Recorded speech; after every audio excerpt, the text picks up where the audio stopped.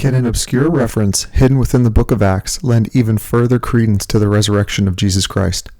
Skeptics decry that the resurrection accounts of Jesus are unreliable, citing that the sources are biased as they're compiled by Jesus' early followers and their direct disciples.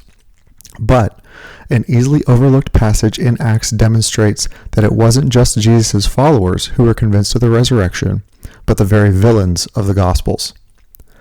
In Acts 15:5, we learn of a dispute over the practice of circumcision amongst the believers in the early church in Jerusalem.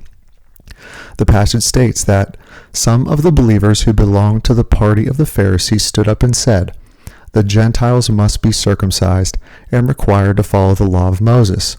You heard correctly, the party of the Pharisees. The very people who plotted to have Jesus killed are now counted among the Christians of the early church. Furthermore, these aren't just random Pharisees.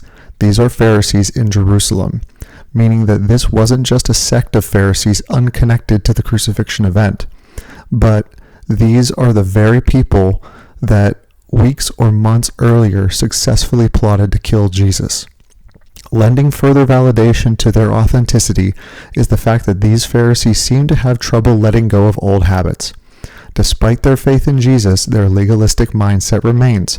They sound exactly like the law jockeys Jesus corrects in the Gospels, only now they believe in the very person they aim to kill. Why? What could so radically change the minds of these legalistic zealots? The answer is clear. These Pharisees lived in Jerusalem, ground zero for the resurrection.